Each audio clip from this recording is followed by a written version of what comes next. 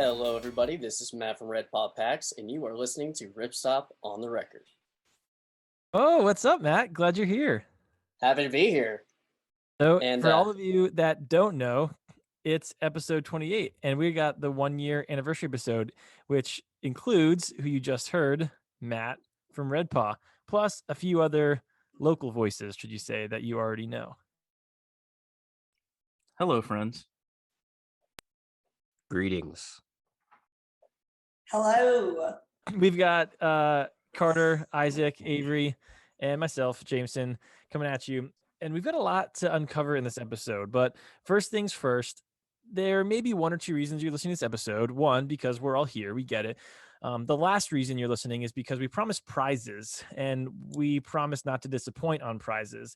The biggest one, also known as the grand prize, is a fanny pack from Matt himself called the Flex Fanny Pack. Matt, in your own way, why would anybody want to win the Flex Fanny Pack? Give us the brief, the product copy on this thing.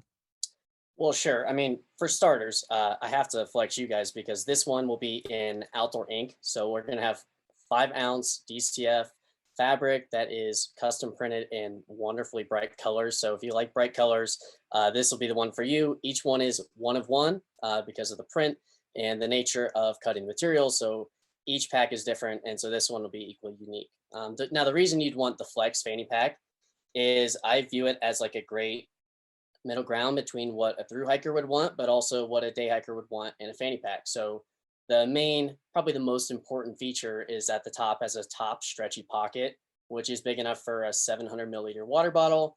On the inside, there's a waterproof phone pocket, the highest quality number 5 YKK zips. I mean, it's like from the ground up, it is like the highest quality materials that I could possibly want in a material and to the fanny pack. And so that's exactly the product that I launched. And I don't know how many I've made and sold now, but you're definitely getting amongst the best after cranking out maybe 500-600 or so by now.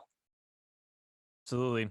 And I still see a lot of people hesitant about fanny packs for some reason. Just by show of hands here, who has been a total show of hands and show of eyes, like me saying I for the listeners, are fanny pack converts now? Me, for one. Yes. Carter for specific times. Everyone's down to the fanny pack. If you haven't tried it, make one and then go buy one of Matt's because, he's here.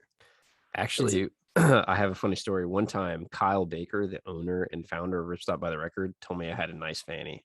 So that's all I'm saying. Take that one to the grave. Yeah, maybe. You're probably out of here after saying that, but it's cool. Other prizes include a $25 RBTR gift card, a $10 RBTR gift card, and then extra scrap fabric. So as you can imagine, there's a lot of miscuts, extra cuts, and weird things we have laying around, and we're going to send some scrap fabric to whoever fourth and fifth place winners are. So how are we going to win how do you win the prizes? Every Friday we do F3, the Free Fabric Friday. So instead of 1 to 2 to 3 winners winning fabric, you will win one of these, and we'll select them and give you an email. So if any a time to enter, this the time. This the time? The time is nigh. Beyond this podcast, which is going to be hopefully the most epic one ever, we're wanting to tune it up a level. So we're going to release some videos as well. So later on, you'll hear about these projects that the guys have made for the sew off, and it's going to be hard to hear about them sometimes. So you'll get to watch videos and see photos of what they make. So check out that content later on as well. Plus, next episode, if you can listen to episode 29, is going to be with people from Dyneema, or DSM rather. Kyle and I have talked to them recently, and we're going to talk about some pretty cool stuff, including new products. I'll leave that there. So make sure you tune in. Now, big question, Avery, why are we celebrating? Like, why are we doing this whole episode thing? Yeah, so we're super excited about Ripstop on the Record. It was kind of an idea that I think it came up when we went out to a brewery out in Durham, and I don't Growler think girls, baby. Oh, Growler girls. Carter needed a little convincing, and we've put a lot of hard work and effort into it. We're really proud of ourselves. One, that it's lasted this long. It sounds a little corny, but doing anything at Ripstop for an entire year on full schedule for 52 weeks is pretty remarkable. So it's been really exciting for us, and exciting that Kyle trusted us with this and really was kind of like, take it and run. And we were like, okay, well, buckle up because it's gonna get weird. Just real quick, I just wanted to say, yes, that it did come from us out like having some beers, I think, Avery, when you were in town. But I also just wanted to say, and maybe I said this in another section, which so people will hear this twice. If you don't edit it, you guys deserve it. I just wanted to say thank you to you and Jameson, because I think Avery was actually your idea from the beginning. And when you first said that, I was like, oh shit, like I don't know, like I like talking a lot, but I'm gonna sound stupid, I'm gonna embarrass my family. And you guys convinced me to do it, and it started out pretty rough. Those first episodes with just me and Kyle were like, I can remember telling a joke and then him just looking at me dead in the eyes and not even cracking a smile. And I was just like, we're never going to make it more than 3 episodes. But you guys stuck with it. And like you said, we, being such a rapidly growing business, it is hard to keep everything on schedule, and things come up and we push things off. But this is something that we stuck with. So I just appreciate you guys a lot, because I think this has become like a super awesome outlet for content that I know that if I didn't work here, I would definitely listen to this and be excited to tune in every, I don't even know when we release it now, every 2 weeks or something. But yeah, I just wanted to say thank you guys, because yeah, it's been awesome. It's been something to look forward to, even whenever I was scared to be on it, which maybe for some of you that know me, or maybe just know me from the podcast, that might be hard to believe. But there was a time where I was like, I don't know, dude, I was like in the bathroom before the first episode, like doing like warm up exercises, like like Sally sells seashells by the seashore or whatever, just over and over and over again, because I was so nervous. So yeah, thank you guys. Full credit to Avery. She pulled the plug and made it happen from a production and editing standpoint, and everything that we didn't know. Avery made that happen. So we're really glad you did, Avery, because we wouldn't have this here today. Now, Carter brought up a good point here that there's probably gonna be swearing on this episode. We're hanging out. We're gonna keep this one casual, as if we're sitting at Growler Girls together. And although all of us here are well-educated and highly respectable people, it's a passionate project, I think you could say, which means that the passionate phrases come out.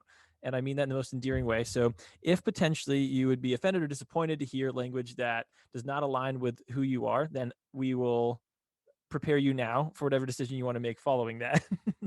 This also leads me into a perfect segue for part 1, which is breaking down the year of podcasts. So again, this episode 28, we've done 27 other episodes besides this one, where we've talked to makers and companies, engineers, product designers, and everything in the middle. And now I want to see what we think about the year of podcasts that we've had. So here's a few stats for you since we started. We've been listened to in a total of 57 countries, most popular being USA, Canada, Australia, United Kingdom, and Germany. We listened to in 2,243 cities, most popular being Columbus, Ohio, Atlanta, Georgia, Seattle, Washington, Salt Lake City, Utah, and Denver, Colorado.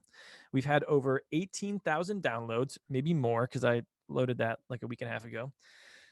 Most popular episodes were the Deep Dive with Dimension Polyant, shout out to Taylor North, Inside the Minds of Dyneema with Peito and Shiharu, Your Sewing Machine Needs, shout out our guy Aaron from Capital Sew and Quilt. The very first episode, surprisingly, aka Carter, keep your shirt on, this is a funeral. And then the 5th most listened to episode was Ultralight Backpacking with Nashville Pack, shout out our guys Bedhead and Gusha. So shout out to them. And now, saving the best for 28th, Matt. Can I say, just from a listener's perspective, I realized that this has required a lot of work from you guys. Like, one, just the courage to be able to chat for a long period of time, extended, but then also putting yourself out there with the guests and like acquiring the guests.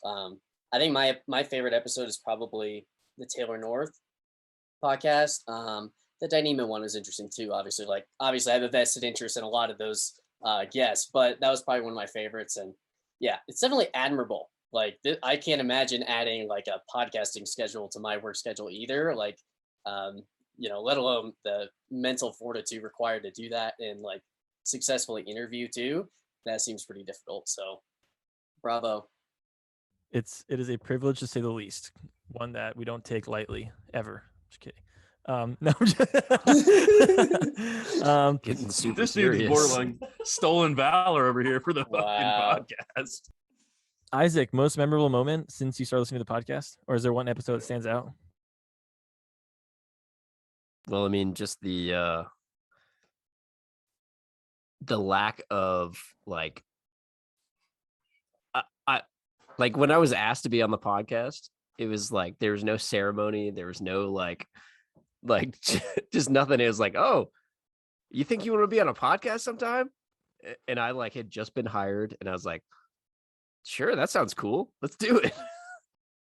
Your first episode was Bushcraft, right? With Rod? That was the first one you ever were on? Yeah. That was like the first one that I was talking. I think you introduced me before that. Good times. That was a great episode. Skill at living in the bush. Rod, if you hear that, please don't kill me. Carter, favorite episode? I would probably say that for me, it was actually that episode. There are a few that stick out, namely any of the ones with Kyle where we asked him, I think in one of the first episodes I asked him, we had like icebreaker questions, and I asked him what, if you could bring 3 people to help you survive the apocalypse, who would it be? And he picked himself, Mr. T, and George Washington in the first time. And I was just like, all right, it was fine. That was the one where like every joke I told, like it just didn't land for some reason. And I think it's just because we were both so nervous. Then on a subsequent episode, I brought it back and I was like, hey, now's your chance, like redeem yourself. What would you say? He chose the same, except for instead of himself, a clone of himself, he chose Matt Damon. So he chose George Washington, Mr. T, and Matt Damon as his 3 people to help him survive the apocalypse. So that's my honorable mention. It's just any podcast in which Kyle answered that question. But the bushcrafting one was really special to me because it had Isaac, who was a new hire at the time, and it also had Rod on it, who's someone that I've grown semi-close with, that works with our production team. And at the time, that was a really exciting thing for me to have somebody from the fulfillment side of things kind of buy in and jump into the other side. And I also thought that it was just really special for me for that stuff. Rod's also like the type of person that like doesn't really talk much.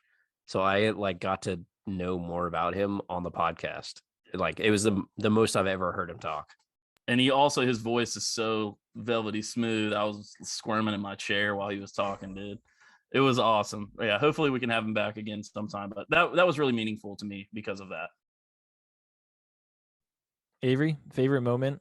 I have 2 of my favorite episodes. One being the very first episode, I think it was, when we were like just still trying to figure out what we were doing.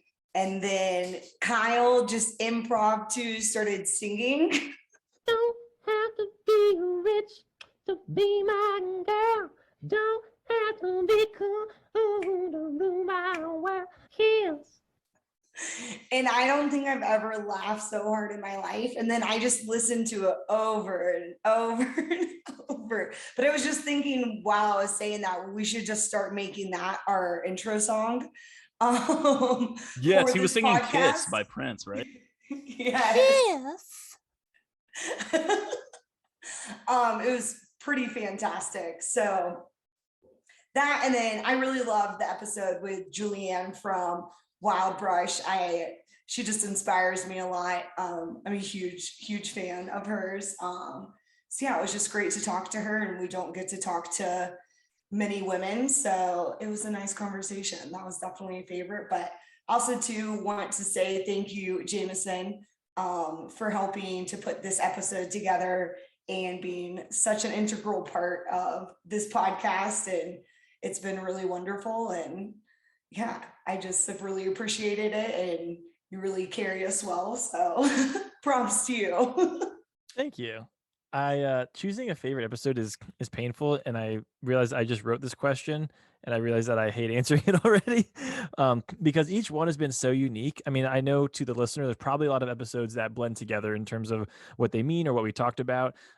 But being on the interviewing side is like it's a goofy word to say, but it is a privilege because I do feel like we get a really deep dive into people that a lot of people would love to talk to, like the people from DSM, Taylor North. Like these are people that people would love to have a conversation with, and we got to do that, and that feels really remarkable. So yeah, there's a ton of great episodes. One moment that really sticks out, or one podcast, and I think it's one of the least listened to ever, actually, is episode 5, where Carter and I did the bike bag sew off. Because it was just Carter and I Yes. chatting, drinking beer just across from a table from each other. And I don't think it went well. Like I said, I think it was one of the least listened to ever. People didn't understand what was happening, but it was a great moment for us. We had a really, really good time. It was super fun. It was goofy. So that was Romance. I think that's also when we realized that people were actually listening to us, because we got a few emails about your naughty language, and we were like, oh, people actually give a care. Yeah. They give a big care. Yeah, so then that's when we were like, oh, people's children are listening to us. Maybe we should start taking this more seriously. We were just like kind of doing it, just we didn't really know what was gonna happen, and then That's we did good that, content, so- though. That's good The content. original idea was for me and Kyle, like, well, it was the same idea that like when we were at Growler Girls actually coming up with the podcast was for it to be like that. Because me and Kyle would often go out after work for a beer, right? And we would be talking about the same type of stuff.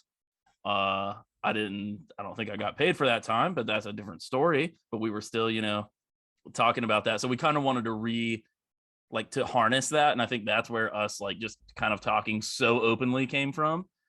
But then to Avery's point, as you go along, it's like, oh, well, in order to, because of the nature of what we do, it just touches so many people that it didn't make sense for all the time for us to just be throwing out so many different colorful words all the time. definitely. But I was still mad about that, but that's okay. We've also, I feel like we've learned something from each episode too, and not just in a way, not just in a practical way, like, oh, we need to type the outlines like this, or we need to reach out this much in advance, but we've learned something like personally from each person. Like for instance, Julie Ann's episode sticks out a lot, Avery, in the sense that like we talked a lot about how she's formed her community through what she says, and how she's very vocal about social issues and things like that, and she's made a community that fits what she believes. And so, I mean, the way that we talk to our community and we talked about in the episode kind of changed after talking to her. And the way we talk about DSM and how to use the term Dyneema changed after talking with them. And, when we did fabric application questions, I mean, that's informed how we do our marketing here even. So each episode has sort of helped us inform the next step for RBTR and also Ripstop on the record. So it is hard to choose a favorite. Those are a couple favorites. Yeah. So we have a brief intro because one of the things, and one of the constant topics that the podcast has always been surrounded by, and kind of impetus was beer. I mean, we met at a brewery to do that. So we did get some special beers today, but Matt or Avery, can we start with you, Matt? Do you have any beer with you today? What are we drinking? This is a bourbon. Okay, so this is called Jefferson's Ocean. I think you having whiskey is so appropriate. I mean, that's almost how this podcast was born. That is true. Fair enough. I'll give you that. Sweating Actually, whiskey or drinking whiskey? I think that was me. I think I was the one that was sweating whiskey. After we got home, we were just like sitting there. I think me and Kyle were having like a glass of whiskey, and Isaac was not. And Kyle's like, yeah, man, that was pretty fun. I'm going to be a dad. Just like that. And we're, what do you mean? And then from across the table, you see Isaac go, hell yeah, buddy, or something like that. It was so funny. He did a slow motion fist bump, and it was awesome. It was in slow motion in his head. He said he punched him in the face. He was actually trying to hit him, but it was just so slow. Yeah, That's we a can nice go- moment. That's good. So Matt's drinking some Jefferson's Ocean whiskey, or bourbon rather. Enjoying it. Great story. Look it up. Avery, what have you got? I think you've got an Avery special, actually. That might be what it's called. I wish. It's just called a Pabst Blue Ribbon or PBR. I've never had that before. Wow, what are the IBUs on that? That sounds great. No idea. I just know that they're like $2. So real economical. Can you get that on tap? Actually, can you get that on tap? Oh, I don't know. Maybe just at like one of the finest craft breweries. In college, we get that in kegs. That's the way to do it. That's awesome. The first time I ever had it was out of a keg in college. I think that's why I like it so much. There's nothing wrong with cheap beer, for the record. Cheap beer has its place. You know, there's nothing wrong with that, in my opinion.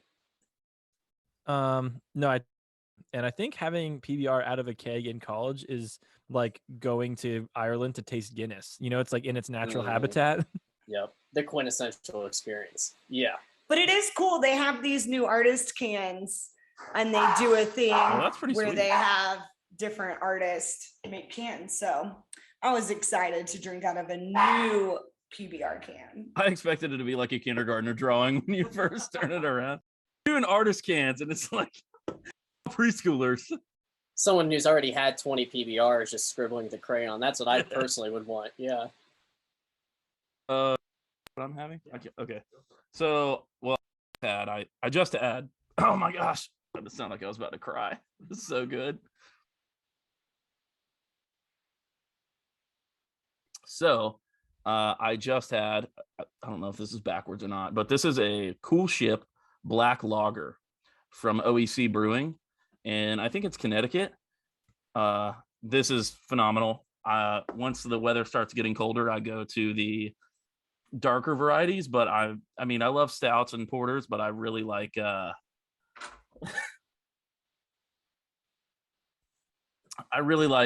Cascadian dark ales like black IPA, black lager, things like that are what tickles my fanny, if you will. So that's what I'm having. And then what I have right now is some stout from like somewhere, Oscar Blues, I think, or something like that. I don't even know what it is actually. That's local to me. I have another recommendation for you too. Breckenridge Vanilla Porter. If you like dark beers, that's one of my favorite dark beers. Ooh, They have that on it. tap around. I've definitely had that one. Or they're like, I've gotten them in the little bottles because they're in like a little glass. It's dessert. Like it's like a milkshake. Like actually. Also really nice. The stouts are often so much higher alcohol, and it's kind of nice because then you don't have to feel like you don't have to have whiskey afterwards. You have a large beer and you're generally already feeling it. One thing that's interesting is that Oscar Blues is both local to me and to you, Matt, because I'm from Really? Asheville. Yeah, so I'm from Okay, Asheville. yeah. My mom's from Brevard. So I grew up about 10 minutes from Brevard, and they put an Oscar Blues there, like 10 years ago or something like that. So, and that's where they make that's where they can, and I think brew now all or most of all the Cigar City beer too. So, yeah, I don't know. Asheville and Denver are. Wait, you've Cigar City too, huh? See, now Cigar City is my hometown of Tampa, Florida. The actual like cigar city, you know, with all the Cuban immigrants that moved and literally started like the cigar industry up here. That's wild. That's also another favorite. I haven't been to their brewery in Tampa, but that was definitely a hot commodity. Well, yeah, if you get the chance, when next time you're in like the Western North Carolina area, go to Oscar Blues in Brevard, and they also do a lot of the stuff for Cigar City now. So you can have both right there. The funny thing is I probably will be in North Carolina, like not super long from now. Like next summer, like every summer I'm up there. But one summer, like 3-4 years ago, I stopped in at the old shop. I was there with you. Yeah, exactly. So that was, I don't know how many years ago that was now, but I'm always in that area. I'm very close. So maybe next summer I'll call you guys up because it's pretty much like clockwork at this point since like I was 5 years old or whatever.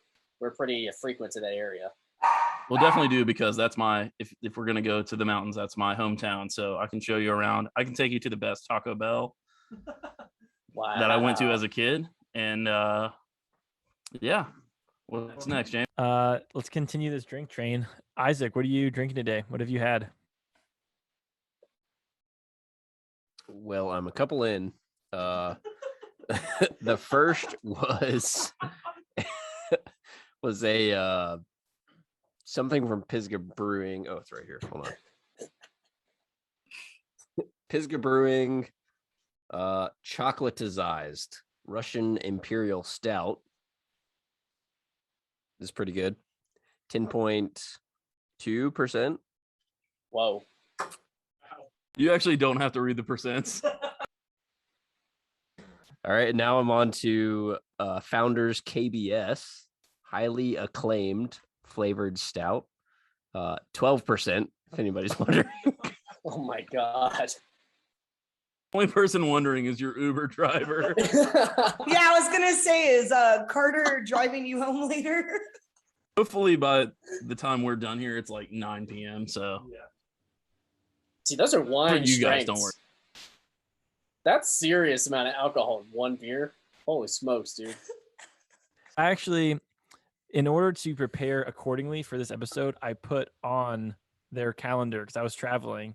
I put on Carter and Isaac's calendar, go get beer for podcast. Like I marked out a section of the calendar so that it couldn't be forgotten, 1, so they wouldn't end up with gas station beer, 2, and 3, so it would truly happen. And I think, as the kids say, they understood the assignment, I think is what I'm seeing.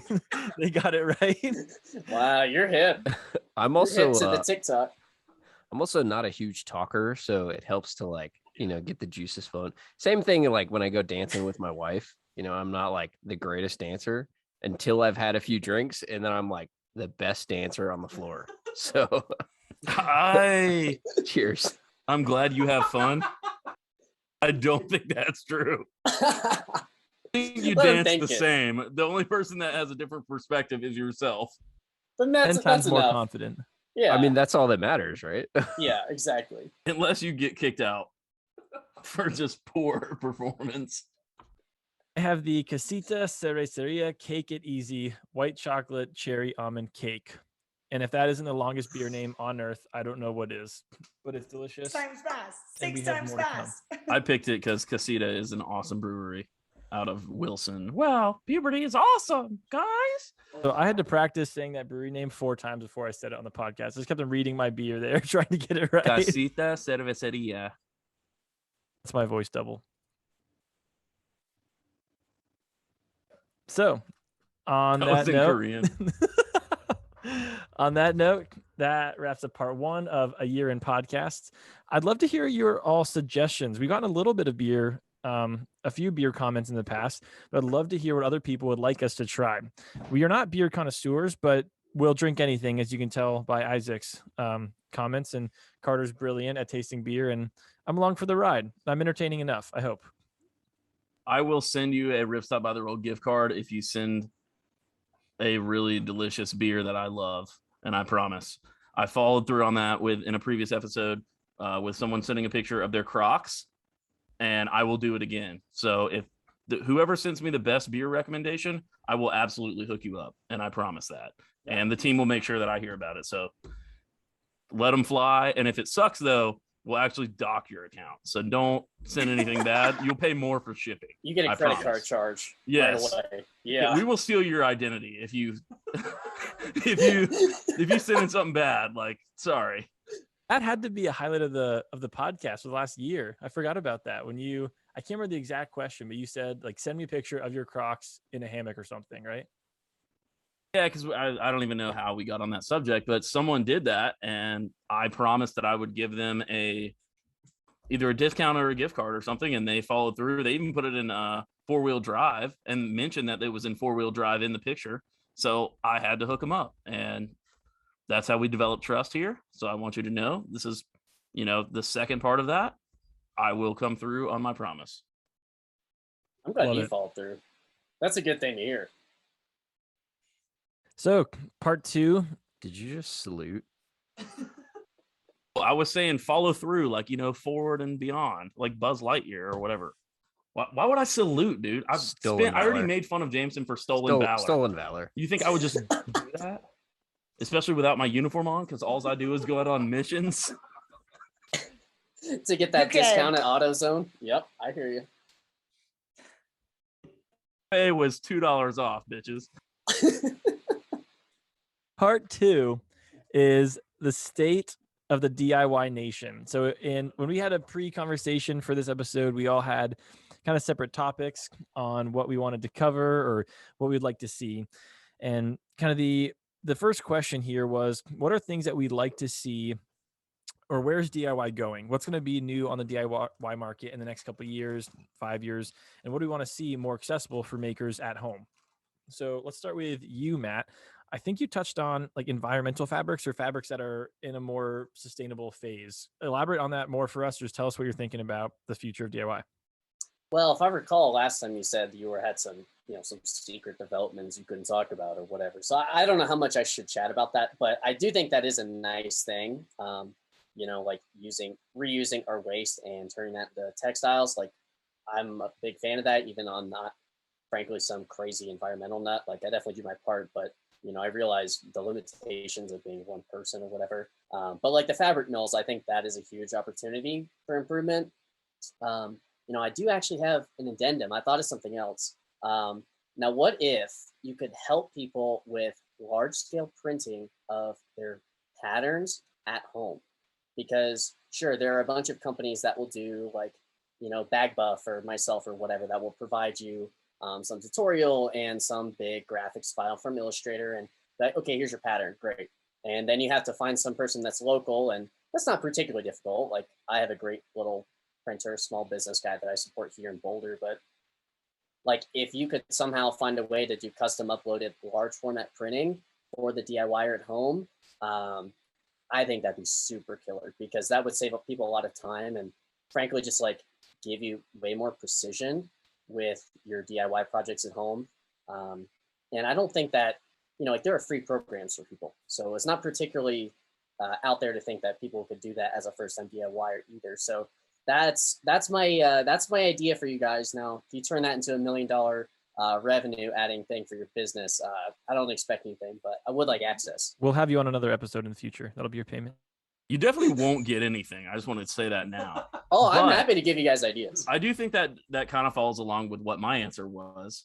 Not to cut the line too much, James, but my comment was similar, right? In the sense, but from the cutting side, right? Like, what I would like to see is that same ideology, but also applied to cutting at home, like the ability to cut some small format stuff more than I don't think I pronounced it right the first time either, but a Cricut or Cry Cut. I don't know how you say it, but that's like a 12 by 12 or something like that. I think they are Cricut machines. Okay, Cricut. So I would love to see something in like the 24 by 24 or even bigger that you could get at home for maybe a couple $100 that would allow you to kind of like cut out your fabric and use it. I think that would change the game, because then, I mean, we could also go to like supplying the DXF for stuff. So we could sell somebody on purchasing the pattern that we design, and then they can just load it into their machine and cut it out themselves. So and then they can use that in perpetuity. So yeah, I like where your head's at, Matt. I think similarly. Yeah, that'd be amazing. Literally amazing. And it would like barrier to entry for first-time DIYers, provided that machine's not incredibly expensive. Like, that would help a lot of people, I think. It would have helped me, and we'll get to that. But in the sew off, I would estimate that I spent 8 hours probably just on the patterning and cutting, probably more, maybe 10 hours on the patterning and cutting of my sew off item. So that would have helped a lot. That's all I'm saying. Now, both of these actually go very close in hand with Isaac's point. Yeah, so I think I talked about more accessible like CAD software.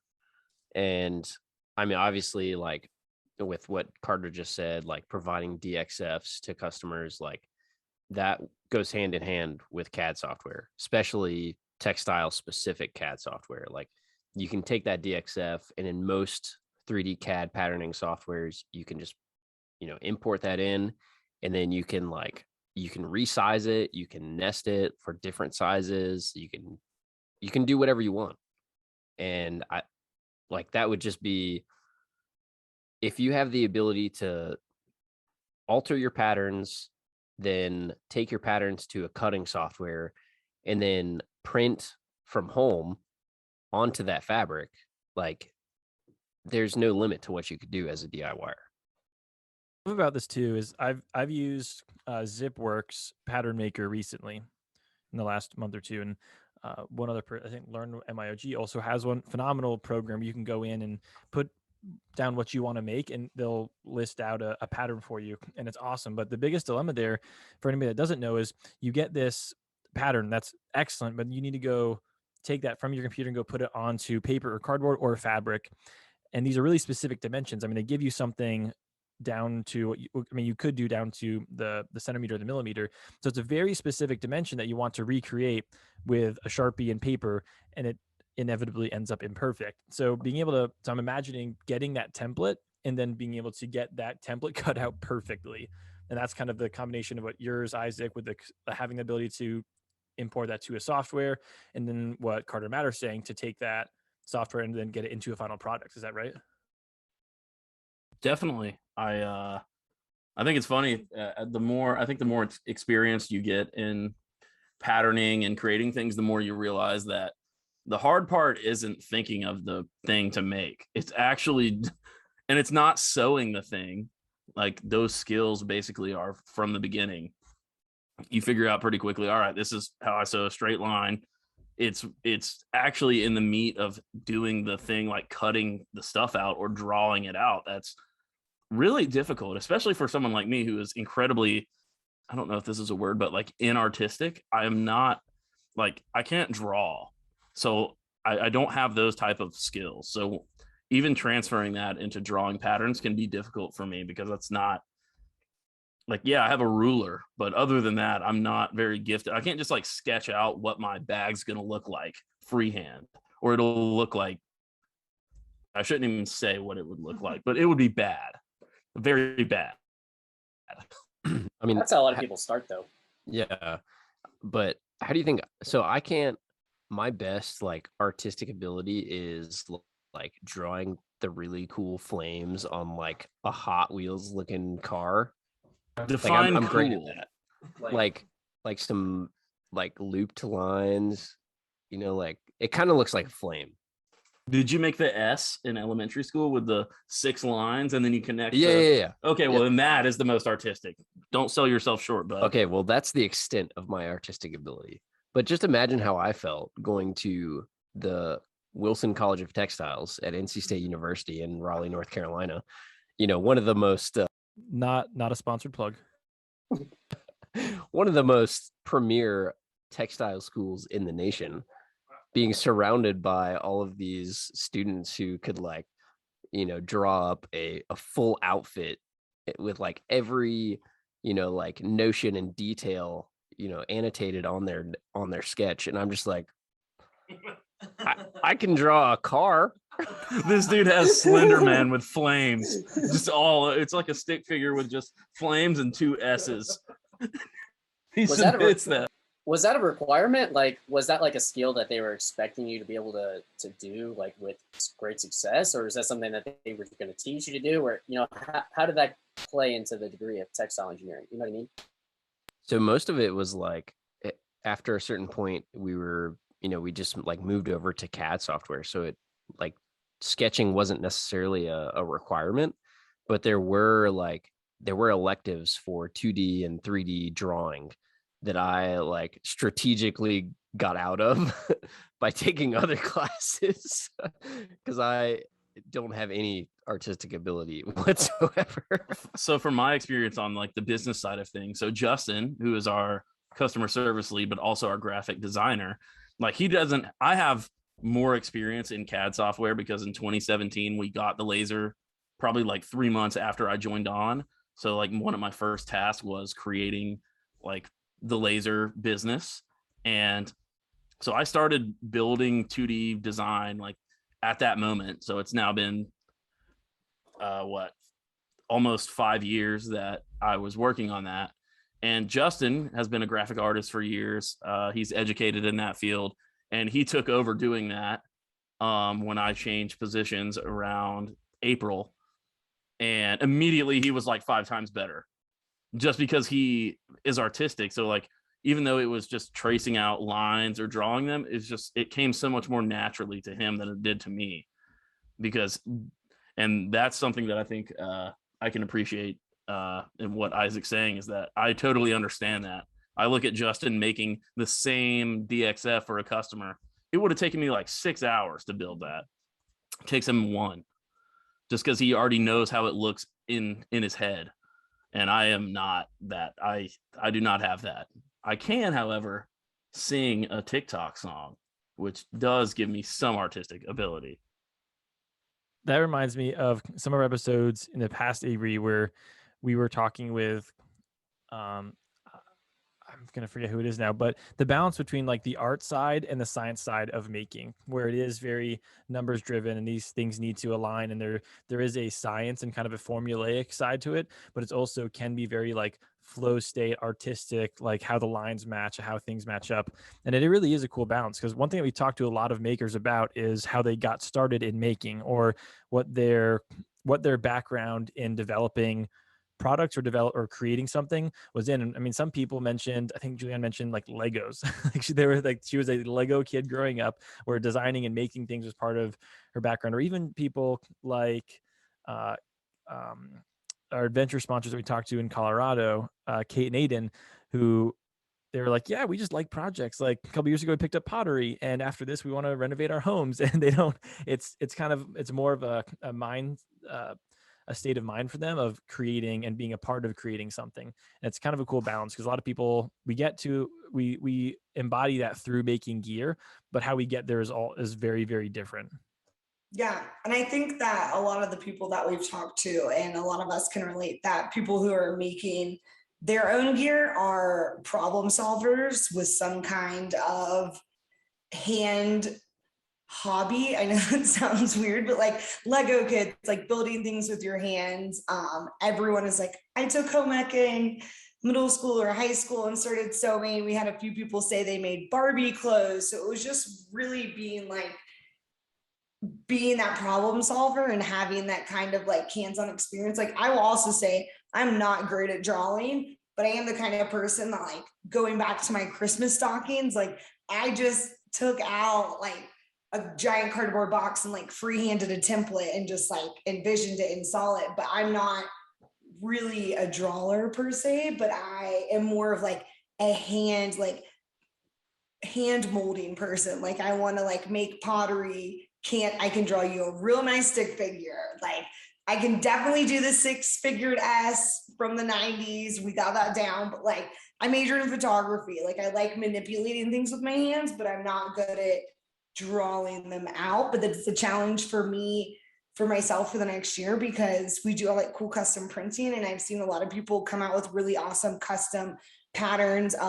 Michelle specifically has like a mushroom one, and I'm just like, I'm going to be a good drawer. So it's just like sewing. If you do it every single day, you're going to get better. Like, the first time you sew, it's not going to look great, but if you start practicing every day, it's going to get a lot better. And I'm hoping the same with drawing. And then I can like combine the two and start getting some of my like own custom drawings on prints as well. But yeah, I think a lot of people have that similar background of wanting to manipulate things with their hands, whether it's like kinetics, if you remember those from like the 90s, or Legos or Lincoln Logs. But we all have that kind of like building block foundation background between all of us. It seems like the one common thread.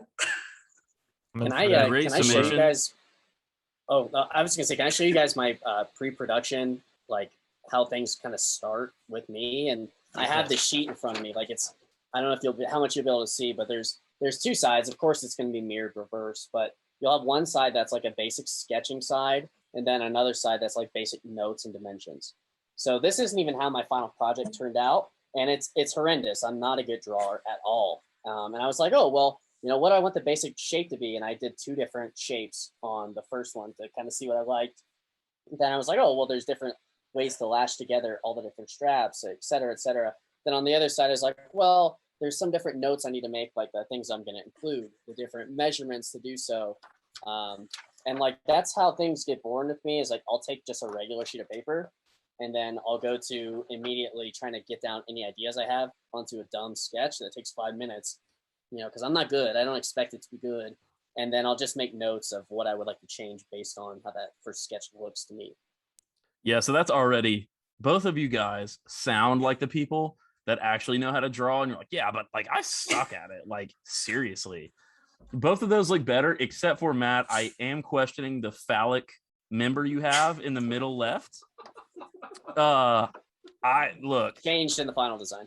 okay. I figured that you probably had to maybe revise that or manipulate it with your hands, but I just wanted to make sure that it was just wanted to see that through. But I think Isaac is similar to you guys, which is funny that Avery mentioned the common thread, because there you go. There's Isaac, Yep. exact same thing.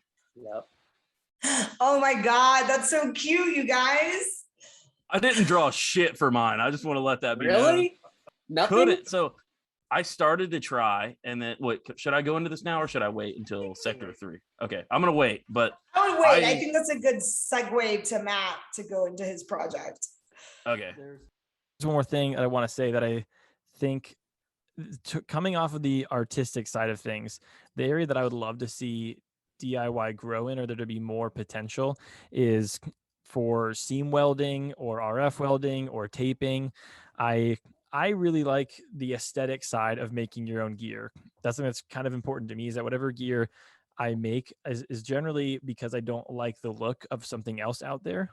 And I know it's definitely not a performance thing. I do want it to perform really well, but how the pack looks while it's being used or moved or whatever is really important to me. So I would like to see more fabrics come out in a weldable ability or taping. I mean, the ability for DCF, I think, is huge just from an aesthetics point, from the inside to the outside. How that blends, I think, is crucial. So especially welding is something that I would love to see. And I know it's difficult, and it's not even something that we're necessarily shooting for. We're not against it whatsoever, but it's difficult and it can be hard to touch. But I think that the packs, like I saw one on the trail on Saturday, somebody had an Arc'teryx fully RF welded pack, which is like one single strap across the top, and it looked phenomenal. The thing is so clean looking. I was like, man, we just can't make that right now. It's not something that a normal consumer can use even.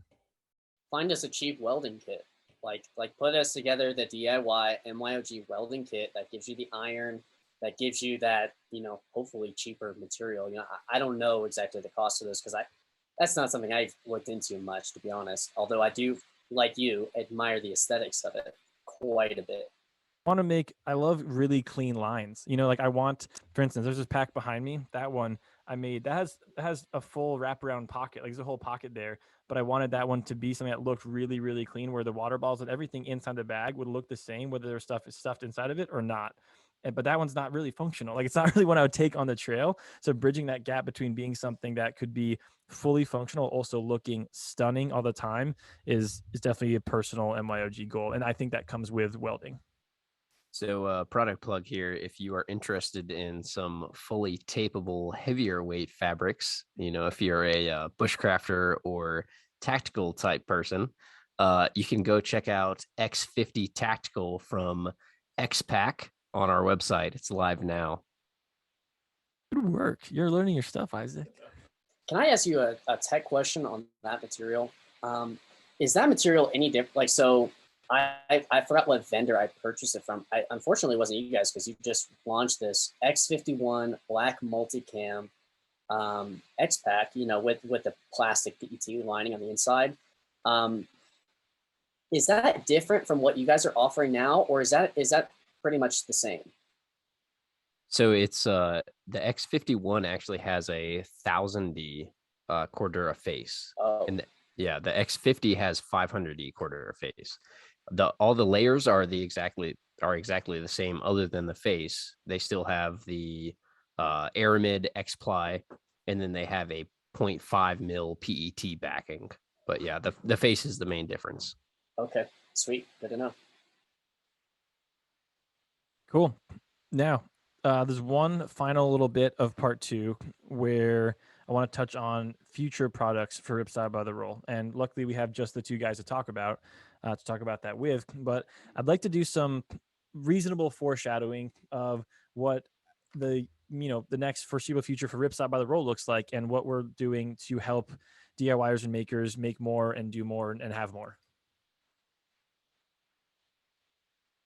Sure, I can touch on that. Obviously, for us, one of the most important aspects of how Ripstop by the Roll is what it is and has been what it was is through innovation and trying to stay. What? That was beautiful. What? It sounded like an You said incredible it tongue is what twister. it is. It is what it is and has been what it was. That follows logic. Anyways, Basically, How do you just know said when it's it is. Ripstop? Deception. You can tell One by of the the way that ways- it is. something that embodies our core values is innovation. So we want to stay on the cutting edge. We want to be out there listening to the makers like Matt or the makers like Isaac, who before worked here was exploring a degree in textiles. And because of that, we have lots of stuff in the works that we can't always talk about, but that's because they're, we got to protect that, right? It's our temple, as Kyle would say, or something like that. So I can say Matt touched on this a little bit. He got the gist, I think, from our previous conversation, in that we are definitely exploring other options out there for lamination and things like that. But I think that there's room for and I think I said this before, the usual suspects to kind of show their faces out there and we're really interested in creating the best products possible. And that also means sometimes the best product means that it's the most available, or it's the most cost effective, or it's the highest performing. And we really want to touch on all of those. So in the lamination department, I would say that there's a lot to come pretty soon. I think one of the biggest trends that Matt also touched on is eco fabrics in general. And that is a big focus of ours, as it is for pretty much every big name manufacturer out there. What are you guys doing? Roll of fabric. Oh, yes. Behind Isaac, there's a roll of fabric right there. That is, let's just say it's, Uh-oh. Are you guys there still? I'm here. It looks like Carter went out. Yep. So if you're interested, and if you're confused by what Carter just said, the best way that we can tidy that up is to say, listen to the next episode. I kind of want to keep that secure for Keith and William from DSM to talk about on their own, and that's in 2 weeks. And they're about to drop some big news for all DIYers and makers. So again, we're going to be talking about Dyneema and DSM in 2 weeks. And that's, if you're hearing what Carter says, that's the best way I can say, where they're going to release new stuff. That's all the other thing I'll say. So Isaac, from a different point of view, what else are we looking at getting at Ripstop by the Roll in the coming weeks?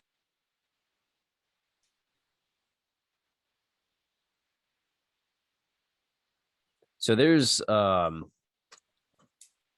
quite a bit. So first off, components wise, we're definitely looking at bringing in stuff that, as DIYers, you want to go to one website and buy all of the things that you need for a project on that one website. Like I hate having to go to like multiple websites and buy like, this component from that website and then this fabric from that website.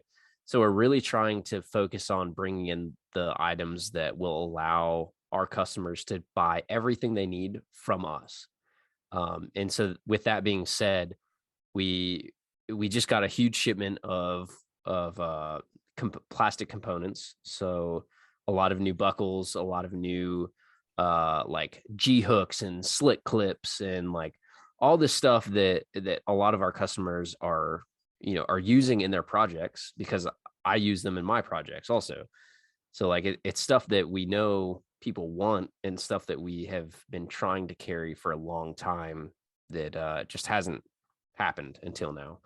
And then with that being said, also like we're really looking at, and this kind of goes into like our marketing side as well, but we're really looking at our customer journey.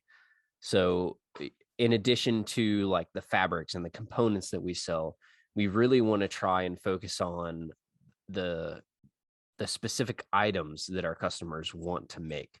And whether that's like a backpack or a some item that is specific to the activity that they are focused on or that they love. Like we want to hone in on those activities or those topics. Yeah, those topics that the customer is interested in. And we want to create the things that they can, select by that category and then see what their experience level is. And then from that experience level and then that activity level, then they can choose what they want to make, if that makes sense. So we're really looking at developing our DIY projects in addition to the fabrics and components. So a big shift just to to summarize, I think I can help a little bit there, is that we're changing the way that we're thinking about changing the way that customers navigate our site, right? At least for B2C. And that means that when customers comes to our website now, we're kind of serving them up like a ton of technical stuff, and it's everything sorted by like different characteristics of the fabrics and labeled all in a way that might not be the most user friendly for someone who doesn't know kind of why the hell they're even there. And so what we're thinking about doing is taking that and saying, oh, but most customers are here because they're interested in something to do with the outdoors, most likely, or maybe lifestyle or travel, but something in that realm. So instead of offering the customer like, oh, do you want breathable calendared nylon 6.6, which they don't know what that means, and saying, you really want a wind shell that works. Changing the way that we look at that, I think, is going to be a super help for people that even experienced makers that come on our site and are looking to make something. Instead of having to wade through a filtered search of 7 different things to find a certain material, we can say, hey, like, this is the activity you want, this is the project you want, these are the fabrics that would be used for that. And I think that will be a huge step in, maybe it's not exactly a new product, but it will change. For some people it will, because there's some stuff on the website that I would say 50% of people have never even found, because it's so difficult at times to navigate and figure out what you're actually looking for. So maybe you'll see a resurfacing of the things that we offered, but they were at the bottom of the page. No offense to the website creators, but as we grow, we do learn how to serve that up in a way that's more visible to people. Well, it's just optimization. Like, but as again, someone that's like on your website like really, really often, it's better than most. Like, and I genuinely mean that. It's better than most. And again, it's the first website that I ever purchased fabric from years and years ago now. So it was easy for a beginner who's at the very least willing to look up the different terms and find the information. But like, so one thing that I've still enjoyed about the website, even though maybe this is what you're thinking about changing, is the fact that you can do like, I want to make a pack, here's all the fabrics. I want to make a quilt, here's all the fabrics. Like that, it sounds like you're going to optimize that, and I'm all for it, obviously. It sounds great, but that has been a pretty useful tool in my estimation.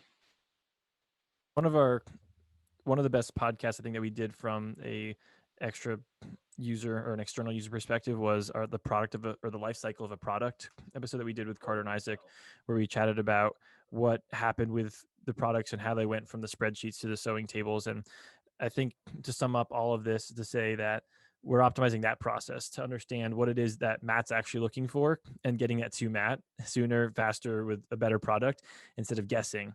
And we're lucky that a lot of us are makers and we already kind of know that. So we're just optimizing that, and we're really excited, and there's a lot of great things to come. So keep your eyes out for products. I mean, if you've kept your eye out recently, you see that we've released 4 new products in the last couple months, and there's more to come, and some big products at that, like UVX40 and 1.5 monolight and 0.7 monolight, and there's a lot of crazy stuff happening, and that's all due because of Carter and Isaac's work and us forming this products team that is, for lack of a better term, sorry mom, super kick ass. So we'll see a lot more of that. Now we got to keep rolling with it because this episode is getting wild in all the best ways, but people do have lives, and I don't want to keep you guys here at work past 7. So part 3, probably the most anticipated part of an episode ever, in all of podcasting history. At one point in time, we were like number 5 in hobbies in Romania or something. So we're probably going to go to number 1 after this, but we're getting to the sew off. Please don't ruin, I don't want any secrets ruined here at all, but I just need a very brief overview of how your process went from each of you. And I want to start with Carter. Just give me a very brief overview of what was it like making your project? Elevator speech. Quick pre-answer. Jameson has requested extreme secrecy. So as you listen to this next portion, understand that he's been in the same place with us. He did go on a quick trip, but other than that, he's been in the same place with us and has no idea what we've made because he has requested complete and utter, just like total secrecy. I went to New Hampshire to visit my family strictly so I didn't see their projects. That was the reason he actually doesn't even love them. So if I could sum it up, can I have a bleep here or? Yeah. Okay. Beep time, Avery, for later. It fucking sucked ass. Holy shit, dude. I appreciated that Jameson and Avery, probably Jameson only, put something that was challenging for me. And because of that, I did the part of me that we've all talked about in terms of like the common thread and all that stuff, like certainly played a part. And it was, although I waited until like the last 3 days to make it, it was still invigorating and I still bought in and I was still like cutting it out for hours and sewing it. And I wanted it to be perfect, but it was extremely, extremely, extremely challenging. And I would never do it again. Yeah, just to be clear, we had to move the recording date because Isaac and Carter forgot to make it. So we're going to cut them, no slack, but also I'm really excited to see it because I'm very glad we pushed it further because I wanted to see what they made. So Isaac, you have, because Carter was riding elevator to the top of the Empire State Building, you have 3 words to sum up your project. Sorry.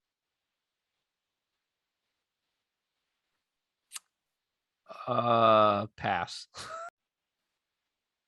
2 more words.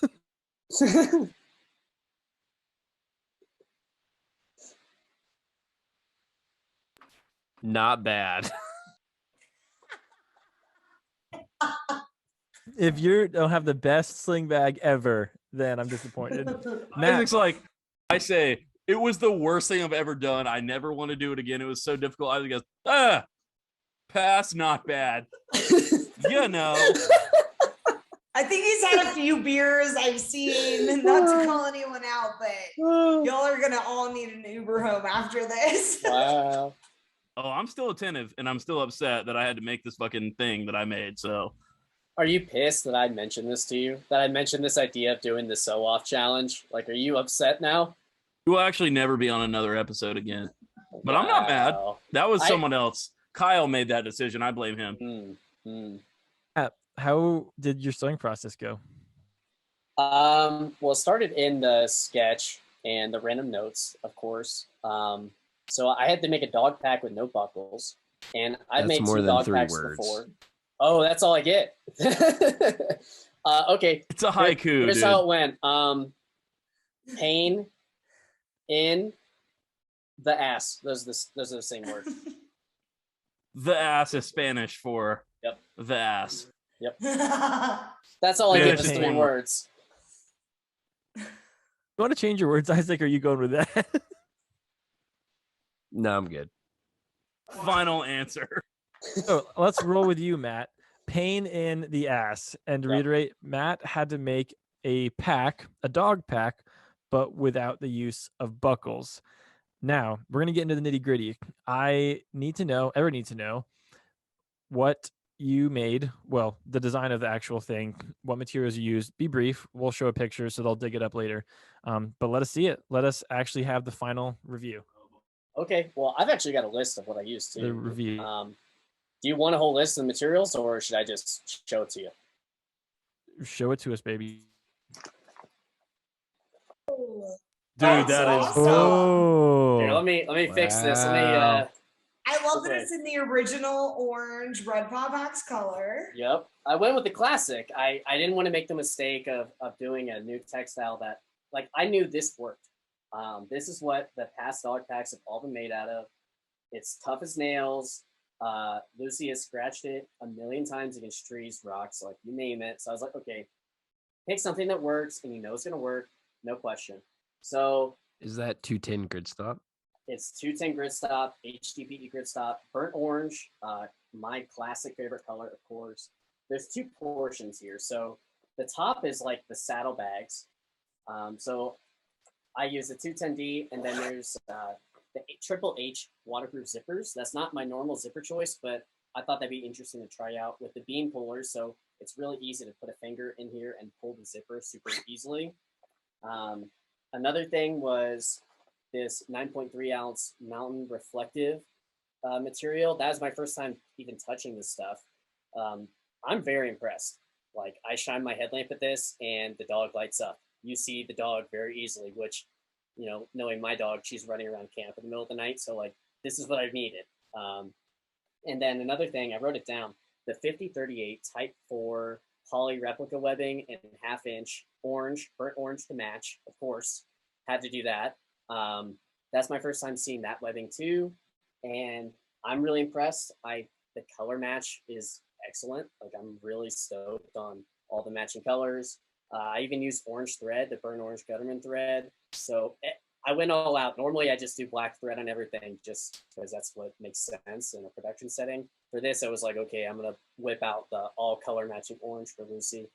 Now, the one thing that, since we were allowed one item that wasn't from your site, I was using the 600D polyester reflective fabric. And you'll see it right here as this little orange, or this little strip between the oranges. It's basically silver, and it also lights up just like the mountain stretch mesh does. Also use it on these parts. And the main reason for that, again, is like, you don't want to lose your dog in the backcountry, and mine doesn't, you know, leave my sight or whatever. She's like too much of a fraidy cat to do that. So that's not a huge deal, but I'll tell you, it is definitely really nice when you hear a noise outside your tent and it's actually just a dog walking around, instead of, you know, being afraid it's a bear or raccoon or whatever's going to get you in the middle of the night. So I was really thoroughly impressed, and a little bit on the design of why things are kind of the way they are. Saddlebags are about 4 inches deep.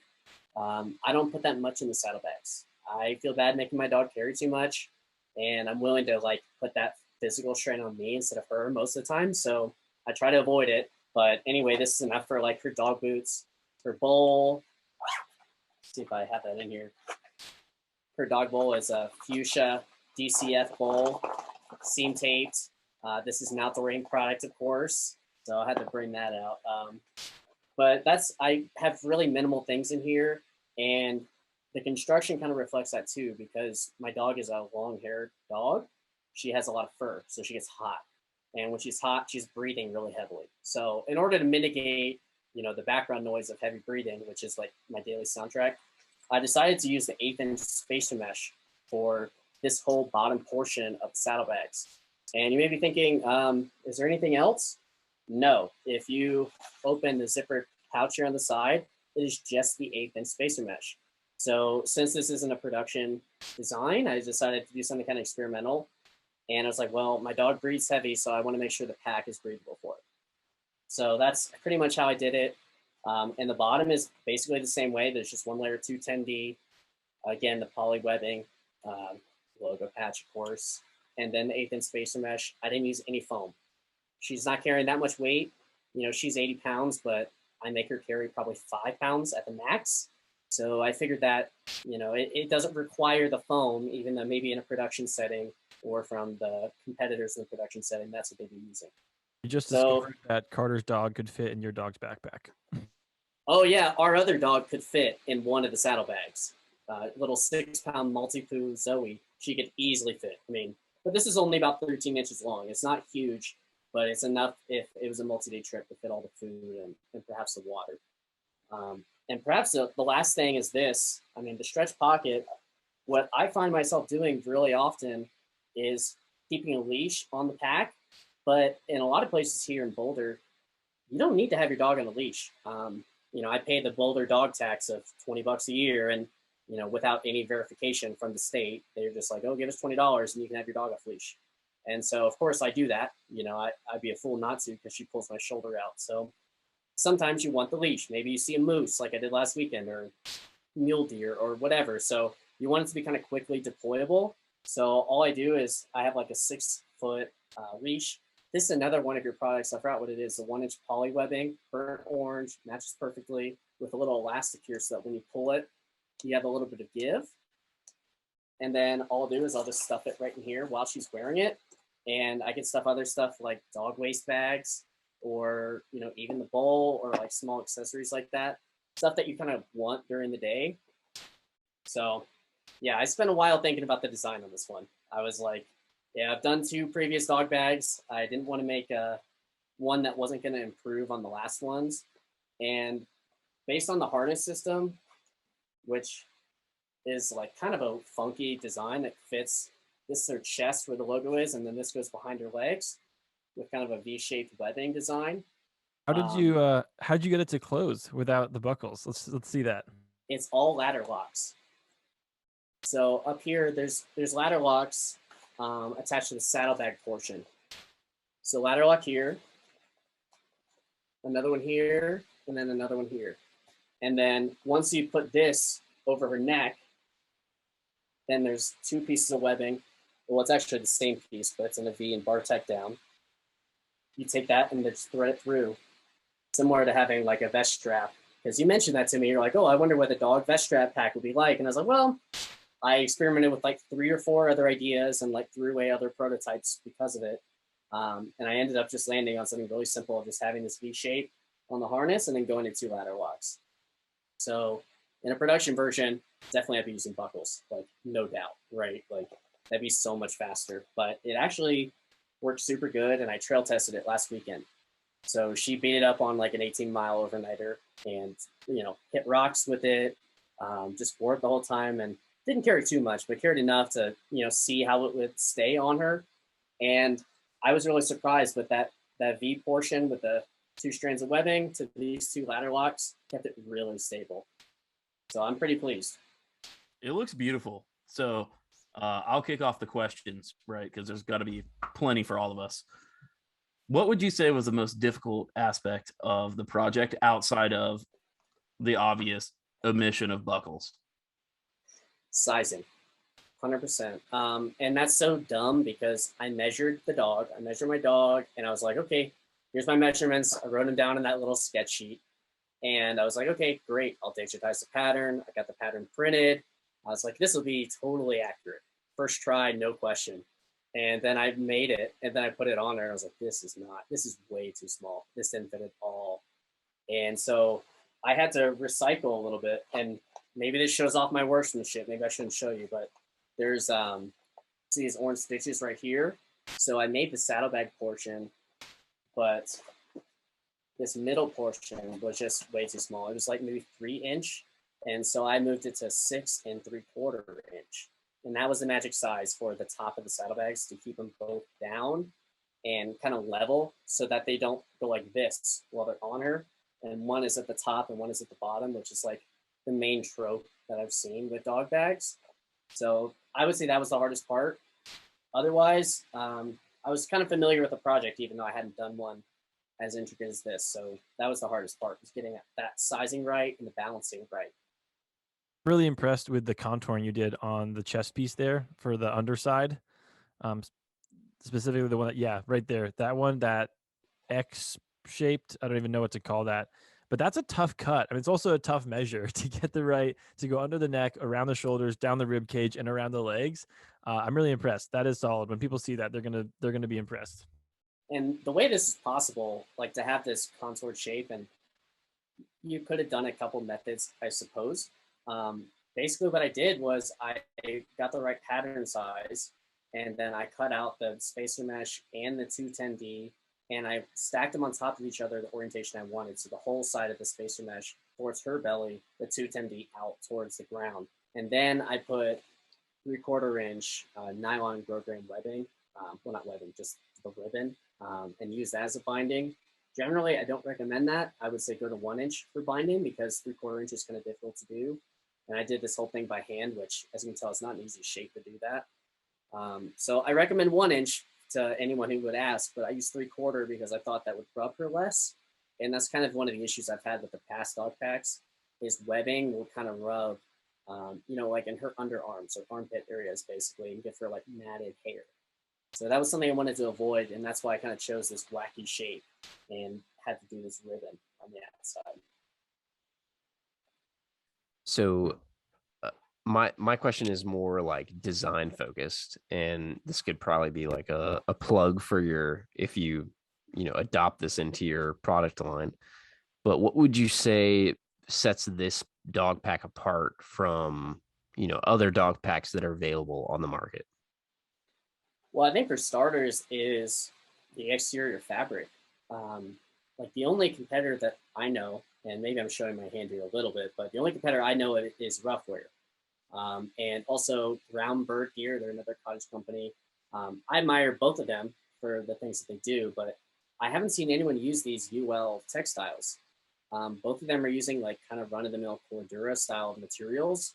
And to me, that leaves some desire for innovation. Like this stuff has been so tough on any bag I've ever used on it, including dog bags. And so I feel like it's a natural fit. I think another improvement is probably, and again, I don't know if this is the production version either, but having just ventilation instead of having the waterproof layer there. There's a waterproof layer in the center just for strength, but on the sides, it's all mesh.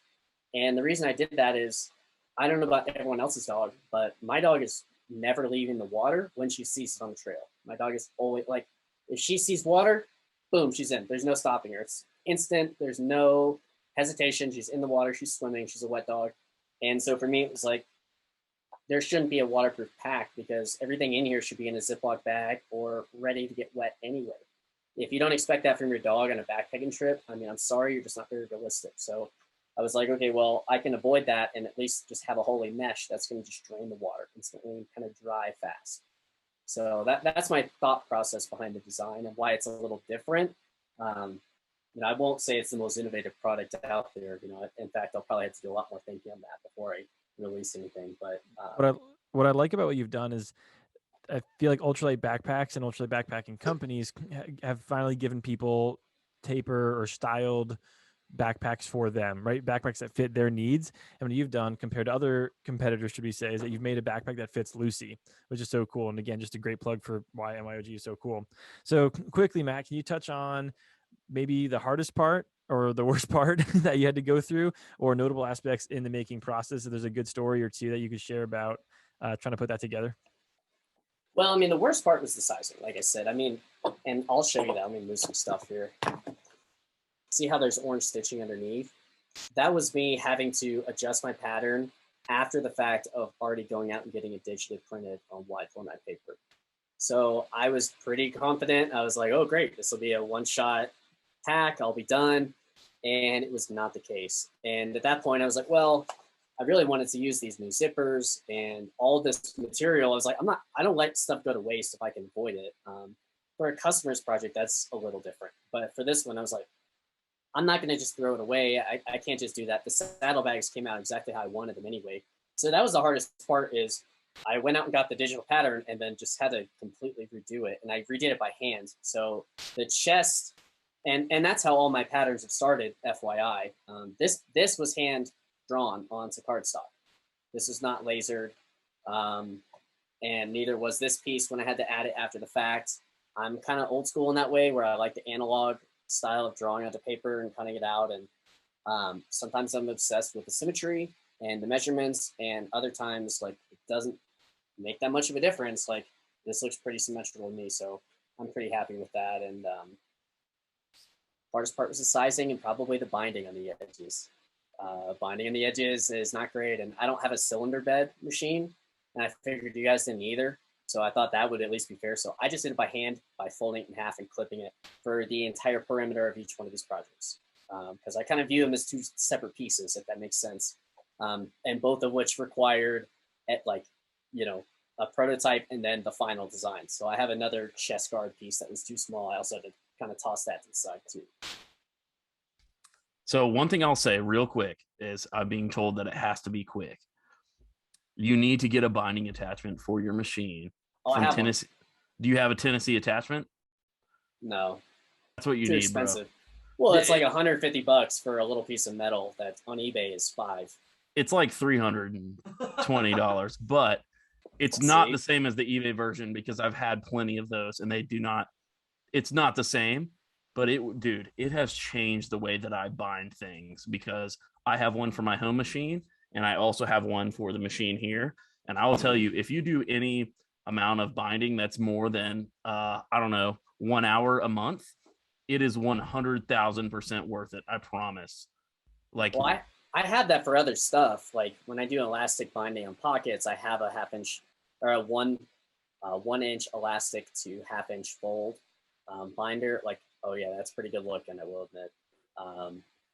But yeah, I haven't invested in that because I don't do binding that often. And frankly, at this point, I've gotten pretty fast with my hands. Like it's where I don't miss a stitch very often with the 2 layers and trying to drop a stitch in the spot that's actually going to go through both.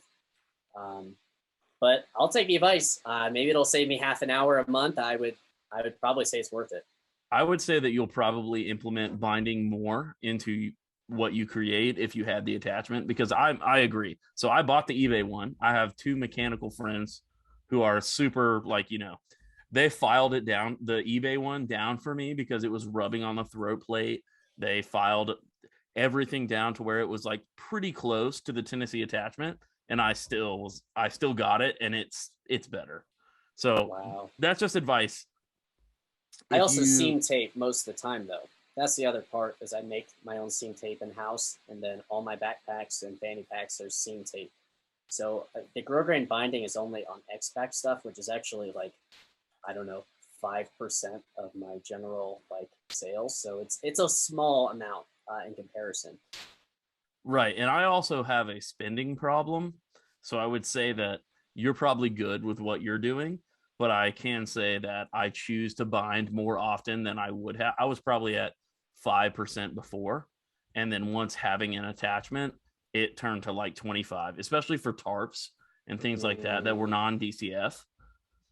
It completely changes the game in terms of I could make a whole tarp with doors for a hammock in 25 minutes because of that attachment. Wait, you're using binding on tarps? Absolutely. That's not ultralight. Yeah, but you know what else is not ultralight? The burden and stress of doing rolled hems on cat cuts. That's not ultralight for my health. No, you're gonna add 5 ounces to your project just from having the extra grow grain. So you have to research and find the ultralight bindings. You can use a Kevlar, a UHM WPE binding, and you will not add 5 ounces to your tarp. How much are we talking? In terms of weight, maybe 2 ounces, but I would also say that it probably washes out because if you're only roll hemming, then you also need to add a reinforcement at each of those corners, which adds probably similar to the 2 ounce weight that you're talking about. I've gone down the hole on this, man. I've cried and bled over this decision. I believe it. But anyways, Tennessee attachments, it's not cheap, but it will make a difference if you do a lot of binding, which you don't. Yeah. Jameson, take it away. All in all, Matt, I'm incredibly impressed. It looks phenomenal. The color matching, your binding work is, second to none ever. Oh, it's not too bad. It just takes a while. Not too bad at all.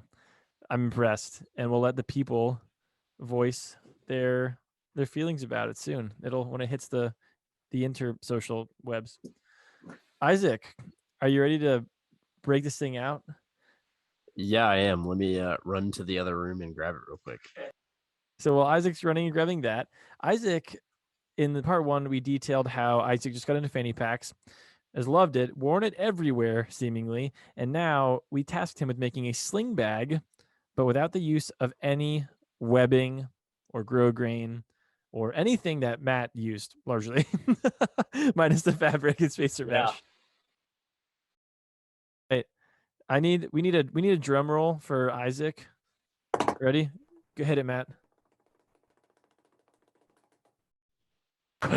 All right, so here it is. I know it's difficult to see in my webcam here, but we'll definitely get some more pictures and B-roll. So my design for this was on the front here.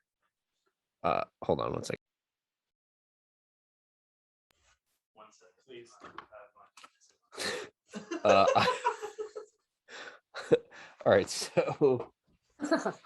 so on the front here, I have a side zip front pocket with 9.3 Dyneema stretch mesh. And then on the top, I have a quick access pocket with number 3 YKK zippers. All right, and then I can. So on this side, I have a small reflective shock cord attachment system, and this is my one thing from not from Ripstop inventory that I used, and this is a product that's coming soon, so stay tuned for that. Reflective shock cord in multiple sizes and colors.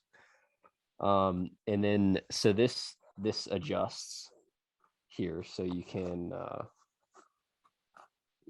put different size objects in this shock cord. So then moving on to the main opening. Did you show the back already? Not yet. Okay. So the main opening is a blue 1.43 DCF collar. And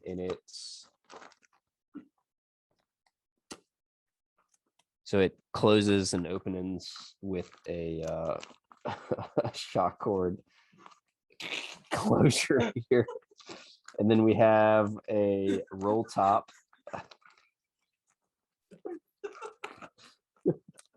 This is the most awkward thing I've ever done. You guys are doing great. Keep up the good work. It looks good, man. I'm loving it. So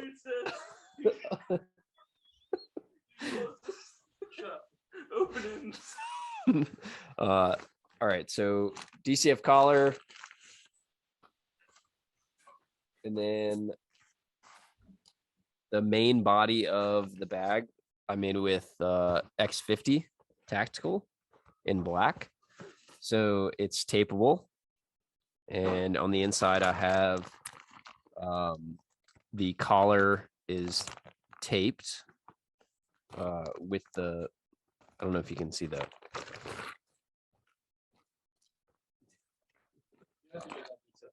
Okay, all right, so it's fully taped. That's the important part. And then on the inside, I also did a DCF little pleated pouch that kind of toggles in, Like a removable wallet type of deal. yeah. So DCF pouch, and then it's pleated, so it kind of like expands depending on what you need to put in it. And then that attaches on the inside with shock cord and cord locks. So, and then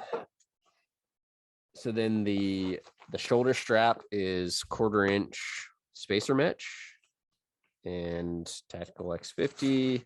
And I have a 1/2 inch BCD with 2.2 Zingit in silver. And then that connects to a line lock adjuster down here at the bottom.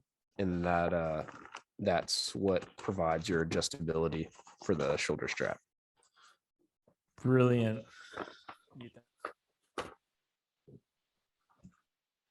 I'm really impressed. I knew it was going to be a big task without webbing, without grow green. These are integral Yeah. parts of most all packs. I mean, any and every pack has it on there, and the ones that don't use it, at least in a minimum way, to bind or to make daisy chains. So I'm excited to hear. Did you know you wanted to go with the strap with a zingette piece? Because I know, I mean, the friction is a big piece and a difficult piece while keeping tension on the strap. What was your design thought process there when you knew you couldn't use webbing or grow green? Yeah, so the Zingit was kind of my original thought process, and I knew that I wanted to use like some knots to make it, attach and look clean. But the difficult part was figuring out like how I was going to attach the BSTDs to the strap, if that makes sense. So for all of the places or for most of the places that you would normally use webbing or grow grain or some kind of, flat woven material, which would classify as webbing, I used the UVX40 that we just released from XPack. He got it like that. That's why.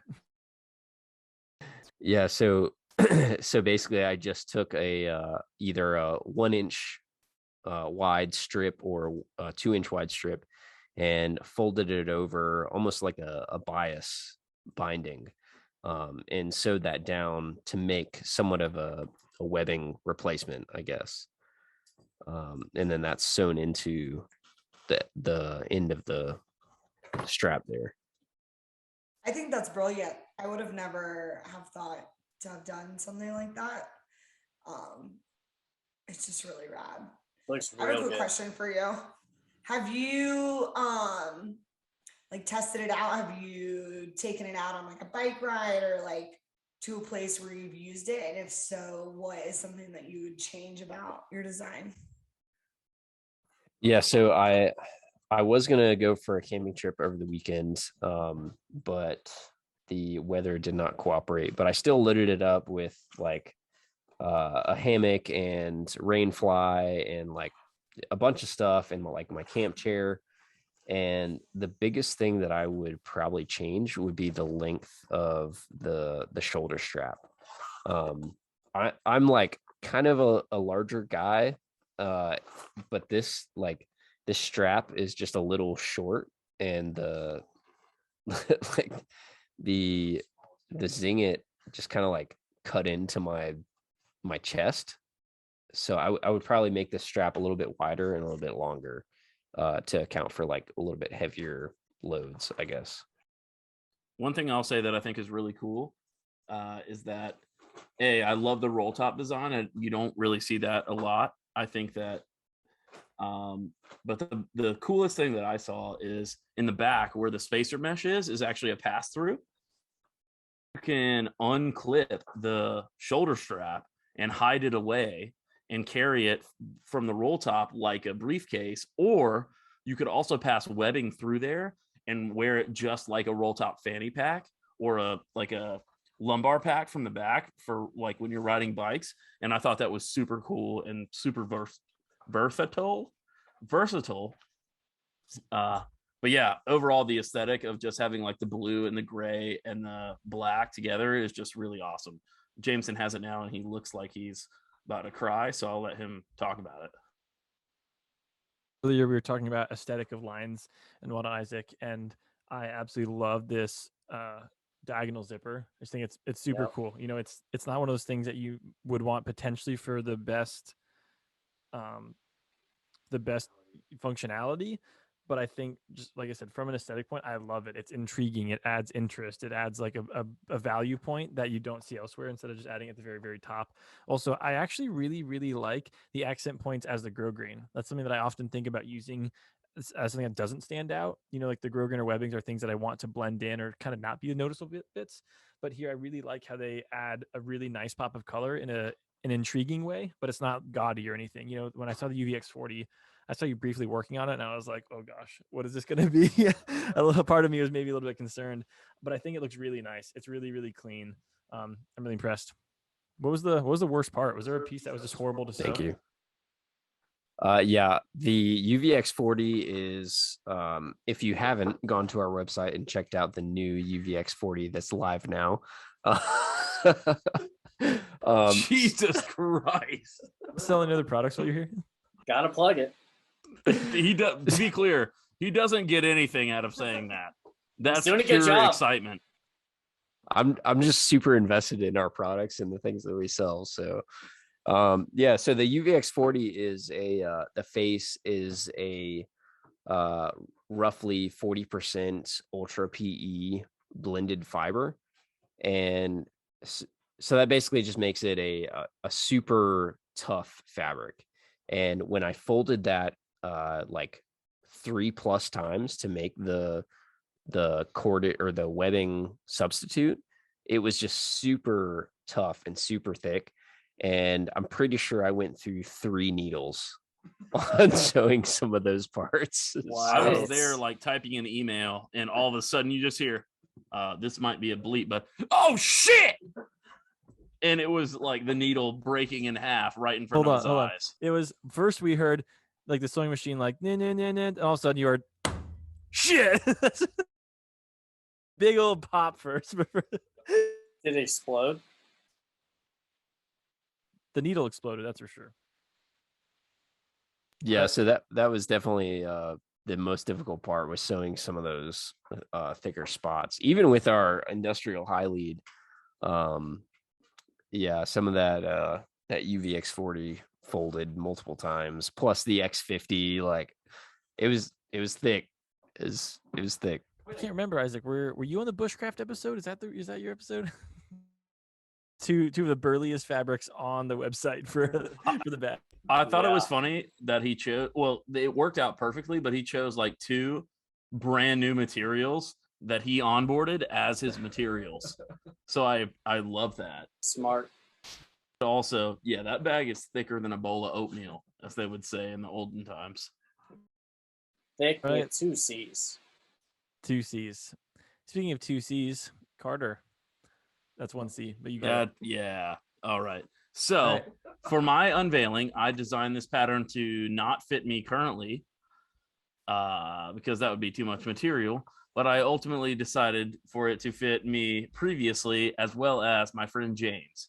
So what I'm going to have him do is step off camera and put my cycling jersey that I made on, and then step away, and then I will come to his camera and kind of show what it is. And to be clear, he has never seen this before, so he has no idea what he's about to see. Can you come put it on me? Put it on for me? Absolutely not, but I will pass it to you. All right, we're going to be gone. We'll be right back. Am I allowed to take a restroom break? Go Go for for it. Do it. Do it. Do it. Do it.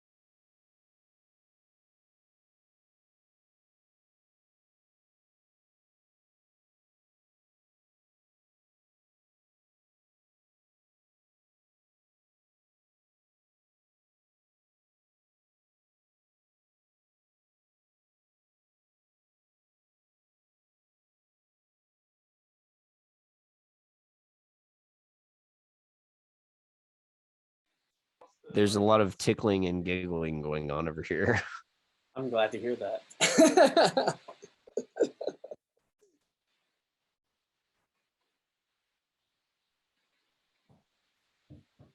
Lots of touching also. Oh, God. Are you guys all in the same room? Yeah, they're all in the same room. Are you able to work from home, Avery? That's awesome.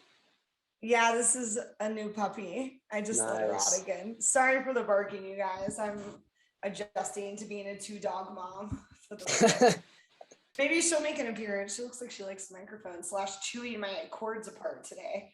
She chewed my Wow. MacBook charger in half like 2 hours before this happened. I figured it out Oh my though. I'm living with 2 dogs and a 2-month-old baby, my nephew. So I'm surprised there's not more noise. It's actually really quiet in my house for like the first time in weeks. All right, guys, you're about to see Jameson. Oh, I'm so excited. Oh. Oh, yes. So I need to figure out how to make Jameson larger. Wow. I like the helmet Jameson, start accessory. talking. Love it.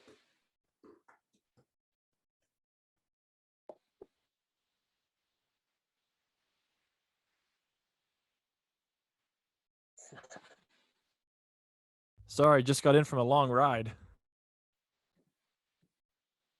So I think at this point, probably you're gonna have to.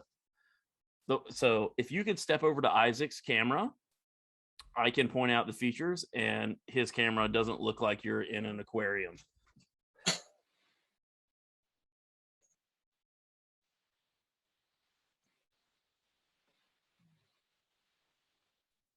Nice. So can everybody see what's going on? You got a good view? All right, so I've chosen the 10-ounce flow mesh for the body, which I was thinking like a, 2-season fall to winter. It's a little bit thicker. This is the, what's this curled? Prime one. Prime one abalone. Abalone. So it's like it's pretty intense of a pattern, but I thought that it would be pretty sweet. So you can see this is a full jersey. This has a full implemented collar. It's fully stretchy all the way around. All of the seams are serged and then sewn. So there's, all the stretches remain. If he turns around, you can see that in the back, there's the nylon 6/6 mountain reflector mesh pockets. They're absolutely enormous. You could literally put Red Paw back. Lucy would fit. Wow. I also have included a duck bill back. So this covers his butt. Like when you're cycling and bent over, please don't do that again. But it, just like most of the popular cycling jerseys, it has a tapered back. I can't take full credit. I did research this a lot on the internet, and the base pattern I did not draw by hand, as creating apparel would be pretty much impossible to not derive that from somewhere from my experience level. So on the sides, I included the 1.5 monolight because as someone who likes to ride, a problem I see a lot is being sweaty. So in this case, your whole side is completely breathable. It's still really durable and it matches, but it's very breathable. So you get some air here, but it doesn't, even in the fall, it doesn't you're still going to shed that wind as you're riding, but expel the heat that you have on your sides. So the best part, I would say, and the worst part, I would say, is the front. So originally, and in some of the videos that you guys will see later, I had designed I found out that Jameson was like, hey, we can add one thing that's not from Ripstop. And I was like, hell yeah, I'm doing magnets. Because the caveat of what I created was that I could not use zippers. So I designed, actually, I will grab what I designed. It's for the semen can. So I created this little system here that would have gone in between these layers that has small magnets. Let's see, small magnets that would go in between. So it would be just like zippers and they would connect together and magnetize. Well, let me tell you something. Don't ever try that, because I spent 6 hours trying to get that to work on my anniversary, my 1-year wedding anniversary. That was my fault, by the way. I waited 3.5 weeks to do it. I tried and tried. This connects to every machine that we own. So every time you try to sew it, it magnetizes to the bed of the machine.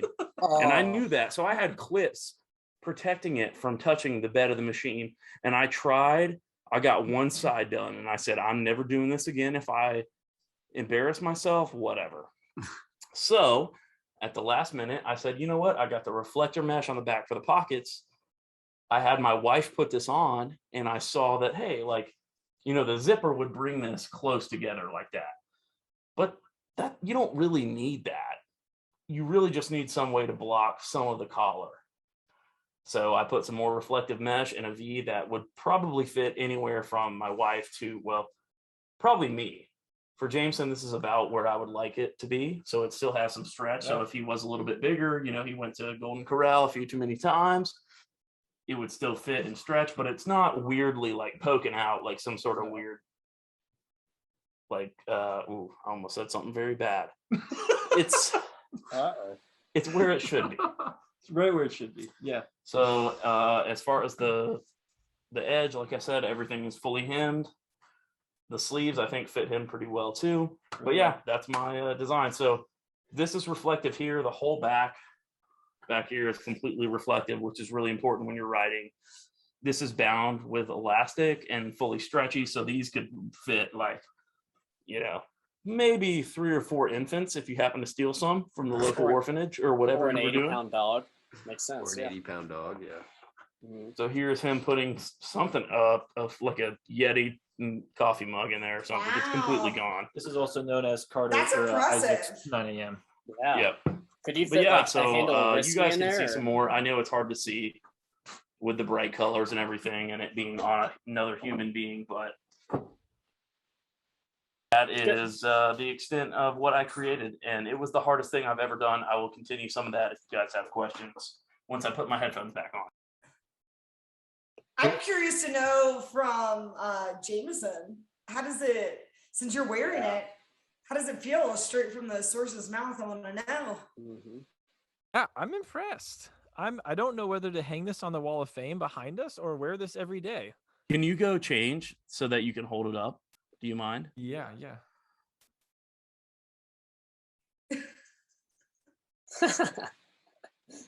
How soft is that stretch material? It's actually very soft. It feels great. It just feels a little bit heavy, which is why I was like, all right, so I could go for the lighter, but also so one thing that informed my decision was that a lot of people wear like cycling jackets, jerseys, vests, whatever, specifically around the time that it starts to get colder. So I was like, well, if I use the thicker, A, it's easier to sew. B, it's still really soft. And then C, you know, I'll pretend like it's because I was doing it for the temperature. Yeah. First question, Carter, is how did you know my exact dimensions? So I've been your exact dimensions for many years. The pandemic and such treated me poorly. And so I have, you know, maybe changed sizes a bit since then, but ultimately I sized it after like an XL. So I used the dimensions that I thought would be that. And also when I had some help creating the pattern, that was also the XL size. So I can't take full credit for that. I have 2 quick questions. Sure. 1, what is your surging experience? And 2, what is your clothing making experience? I know we've touched on it maybe in the past before, but for people who might be new to this episode. So surging experience, I've done very little. I would say maybe like 2 to 3 projects. We just got a serger because I wanted one for a long time in the shop. I previously used a regular home machine with a zigzag that I just overcast off the edge to simulate that. It's not the same. It's not even remotely close to the same. The serger is not that expensive, and it was phenomenal to use because it cuts the edge off for you. It's way easier than sewing. Well, I mean, that's coming from someone that's sewn for like 7 or 8 years. But it for me, it was way easier. You can see Jameson now showing some of the work there. As far as clothing making, I have very, very limited experience. This was very hard for me. I've made some fleece and down hats. I've made a pair of mittens, and none of them were good. One fleece hat was pretty good, I would say, because I took the Z-Packs fleece hat and I cut it apart and just made a pattern out of it. And then, Wow. yeah. So I have no clue how to make apparel. Yes, I would agree. Like, I have no clue on how to make apparel. And because of that, I realized that in order to service the customer that wants to make apparel, we have to do a way better job of preparing them for that, because it was really hard. Like, to have it look like a garment that actually fits. Like, when Jameson was wearing it, it didn't look weird. It was very difficult. And that was with having like researching patterns on the internet. And I was able to take a pattern and print it out and trace it. I mean, I changed it quite a bit from the original pattern, but still, ultimately, if I had drawn that freehand, it wouldn't have even worked. There would have been no way for me. Whereas if I was making like a dog pack or a sling bag, something easy like that, I probably could have just drawn that in my notebook with a couple freehand drawings. But I'm just kidding. I know they were all hard. But for me, it was really challenging, but it was really fun. And I love the way that it turned out. I will never wear it. I'm probably going to give it to Jameson because I think, judging by his looks at me, he wants to keep it forever. So I'm going to give it to him. But yeah, if you guys have any questions, ask me. I hopefully with the pictures, you'll be able to see a little bit more of what I included. But yeah, go ahead, Matt. What for the people at home, what pattern did you base it off of so that they could perhaps purchase it and try to make their own? So there were two patterns that I kind of combined together. One of them, the one that I actually printed out, was, hold on, let me look to make sure. 1 second. See, I've had good experiences with green pepper. Like, I've also got very limited clothing experience, like 2 fleeces, like sweatshirt fleeces, and like a wind suit. I call it the space suit, which is just like your 1 ounce calendared, I forgot what it was. It's one of your products for quilts. And I took that and turned that into an orange wind top and wind pants. And so I have a full orange suit, the NASA suit. I need to put some sort of NASA embroidery on it. But anyway, like it's all based off green pepper, and I empathize because clothes are really tough, man. Like the thing about those patterns is they tell you, like, they're like, oh, what are your measurements? It's like, okay, great. We have 50 different patterns for you to pick from, and you cut out based on that sizing. So I empathize with wanting to base off one of those because clothes are tough. Yeah, I think the loincloth that you made. The loincloth is special because my measurements were off the chart. So for me to make both of you. Yeah. What happened in the monolite? Experience in making loincloths. Mm-hmm. Loincloths for me are just a normal thing because every year, like I said, like my grandpa asked for one. So RIP. Killed him with the last one. It was a little too see-through for him. Wow. Now, what's more see-through, the 1.4 DCF or the monolite? Because my DCF one really is, even the gray, not even the translucent portion, the gray is too see-through. Monolite is pretty much like when you first open your eyes when you wake up in the morning. It's about that see-through, so maybe 5%. Wow. But yeah, as far as the pattern, so I looked it up, and it was called the Fair Trade, FEHR, Surf City pattern. So I actually used a like rash guard pattern starting out, and somehow that website also had a cycling pattern. So those like kind of combined. But yeah, like even like having a pattern, the hard part was like once you cut it out after 10 hours was the sewing, because those patterns are so intricate that you're often sewing like a complete circle onto an opposite of a circle. So you're like trying to make that fit, which is extremely extreme. Even if you've sewn like a square, or what is it called? A circular bottom stuff sack, a round bottom. That's what we call it. A round bottom stuff sack. You know how hard it is. So imagine doing that where one circle's going one way and the one's going the other way. That's what Yep. making clothes is like. And it Yep. was, I felt at many times like I was alone in the world. But I'm really It's- sorry to hear that. it's all right, man. It was a good experience. Now, would you say that the omission of a zipper actually hurt you at all? Because looking at this, I don't know if that would have made it any easier. Oh yes, dude. So from the start, I was like, dude, the hard part is gonna be everything else, which I think was also true. But I actually spent about 4 to 6 hours just on replacing the zipper because I made it as if the zipper was there because I wanted to fill it in. Basically, my idea was to take fabric and replicate the width of the zipper, but then use magnets. But when that didn't work, I really was kind of stuck. And it wasn't until I think actually Isaac put it on. I took this later. At the time, I didn't realize, but Isaac put it on. I know we weren't supposed to show each other, but I was desperate. Okay. He put it on and just like right before the moments of the completion, Different guy, Isaac, not that Isaac. Totally a separate. different one. And I Mhm. saw that there was a V in the cutout of how he was wearing it. Right. Like, even though the zipper would have brought it together, there was still a space. I didn't think, to be clear, I did not even think of that. I was just seeing what it would look like on him. He didn't really look at the intricacies. Other him. My wife this weekend, as I was still working on it, put it on and I saw that V again. And I was like, so there's a space where the zipper would be that could be filled. And that's when I decided to do like a stretch V so that if you were skinny or big, it would kind of fill that void without being weird. And it wouldn't look like you were wearing a Miami Vice 1970s, like down to the belly button, open shirt.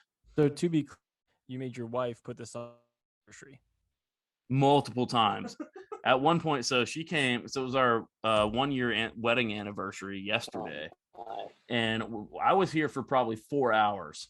And at one point, she was watching a scary ass Netflix show called Midnight Mass, which is from the people that did like The Haunting of Hill House, if you've seen that, but really awesome Netflix show that's like horror or whatever. And it was scaring me really bad to the point where I almost like stitched off the side of the thing when I was sewing it. But eventually I was like, hey babe, could you just try this on once?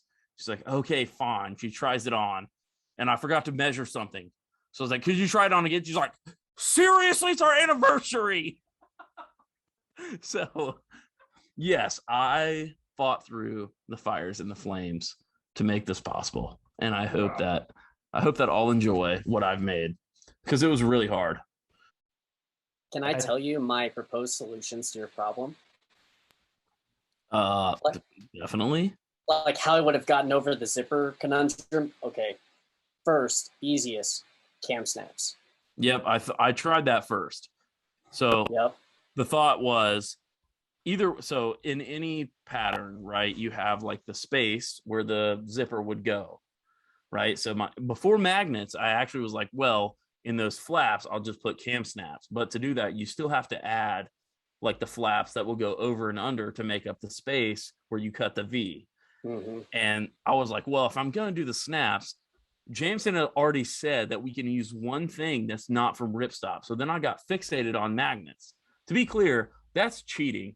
And why I didn't use it is because it didn't work, but also because I believe in the purity of what we agreed on. And it was to not use anything except for what is from Ripstop. So that's what I did. But yes, cam snaps are what I started with. And then I only went to magnets because I was like, well, I got to make it like super cool.